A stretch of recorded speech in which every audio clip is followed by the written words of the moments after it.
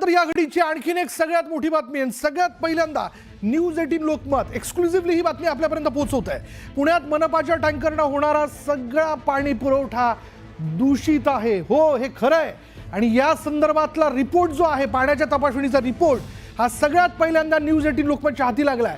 सगळ्या टँकरच्या पाण्यांमध्ये, म्हणजे ज्या टँकरच्या माध्यमातून वेगवेगळ्या सोसायट्यांना, म्हणजे इव्हन नांदेडगाव ज्या ठिकाणी जीबीएसची साथ झपाट्यानं पसरताना दिसते, त्या पाण्यात देखील कॅलिफॉर्मचे विषाणू जे आहे ते सापडल्याचं पुढे आलेले. हे पाणी पिण्यास योग्य नाही असं स्पष्टपणे या रिपोर्टमध्ये म्हणण्यात आलंय.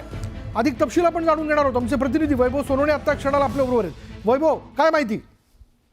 विशाल, अत्यंत धक्कादायक प्रकार आहे. ज्या परिसरातून सर्वाधिक जीबीएसचे रुग्ण समोर आले, त्या सगळ्या परिसरातून पाण्याचा पुरवठा करणारे टँकर जे आहेत ते 15च्या 15 पॉईंट वरती इकोलाय आणि कॉलिफॉर्मचे सगळे विषाणू जे आहेत ते सर्वाधिक आढळून आलेले आहेत. या विषाणूंचं प्रमाण जे आहे ते इतका मोठ्या प्रमाणावरती आहे की या एकाही टँकर मधलं पाणी जे आहे ते पिण्यायोग्य नाहीये. गेले कित्येक महिने या अशाच पद्धतीचा पाणी पुरवठा जो आहे तो या 15 पॉईंट वरून केला जात होता आणि त्याचा परिणाम जो आहे तो आपण पाहतो. याच परिसरातले नांदेड, किरकिटवाडी आणि धायरी या तिन्ही गावांना हा पाणी पुरवठा या 15 पॉईंट वरून केला जातो. आणि जिथे जिथे ज्या ज्या सोसायट्यांमध्ये हा पाणी पुरवठा केला जातो त्यातल्या बऱ्याच ठिकाणी हे विषाणू जे आहेत, इकोलाय आणि कॉलिफॉर्मचे विषाणू जे आहेत ते या रुग्णांच्या पिण्यातून शरीरामध्ये गेल्यामुळे आणि ज्यांची प्रतिकारशक्ती कमी आहे अशा रुग्णांना जीबीएसची बाधा झाली आहे असं जवळपास समोर आलेलं आहे.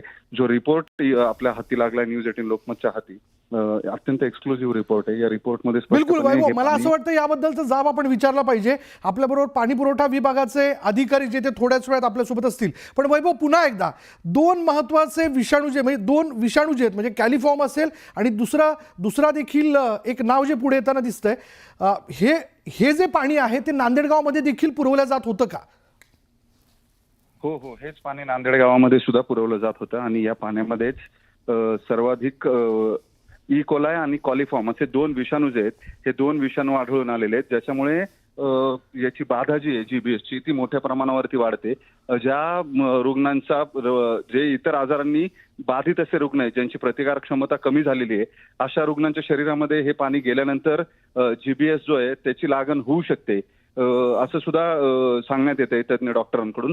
आणि त्याचाच परिणाम हा आहे का, इतक्या मोठ्या प्रमाणावरती टँकरने जिथं पाणी पुरवठा केला जात होता या 15 पॉईंट वरून जवळपास रोज साधारण 200 ते 250 टँकर जे आहेत ते भरून सोसायट्यांना पुरवले जात होते. आणि या सगळ्या ठिकाणी जिथं हे पाणी पिलं जात होतं तिथं सगळ्या नागरिकांच्या शरीरामध्ये हे विषाणू जे आहेत इकोलाय आणि कॉलिफॉर्मचे ते पसरलेले असणार हे जवळपास निश्चित आहे. जो रिपोर्ट न्यूज 18 लोकमतच्या हाती लागलाय या रिपोर्टमध्ये स्पष्टपणे म्हणण्यात आलेलं आहे हे पाणी जे आहे ते पिण्यायोग्य नाहीये.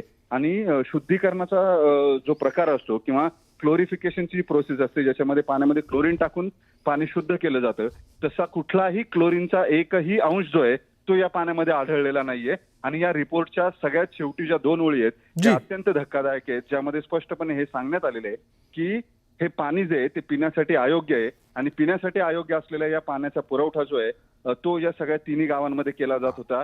धायरी असेल, नांदेडगाव असेल किंवा बिलकुल. आणि वैभव, जीबीएसचा प्रसार होण्यापाठीमागे या विषाणू मिश्रित पाण्याचा पुरवठा हे देखील एक कारण असू शकतं.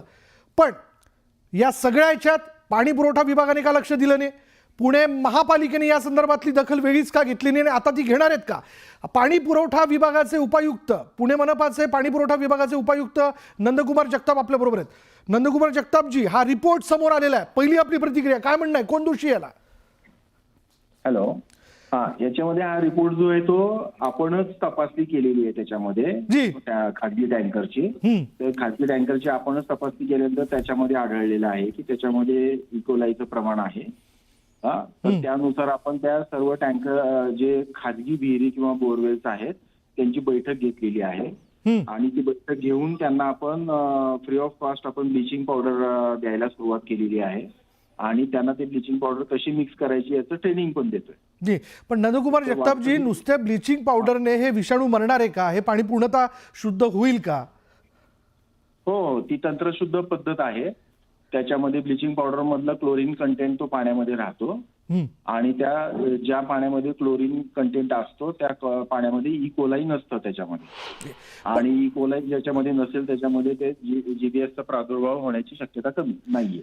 हेच पाणी नंदकुमार जगतापजी नांदेड गावात देखील पुरवलं जात होतं. जीबीएसचा ज्या प्रमाणात झटपट प्रसार झालाय त्याला हे पाणी कारणीभूत असावं असं तुम्हाला वाटतं का? हॅलो नंदकुमार जगतापजी, माझा प्रश्न असा आहे, हेच पाणी माझा आवाज येतोय आपल्यापर्यंत?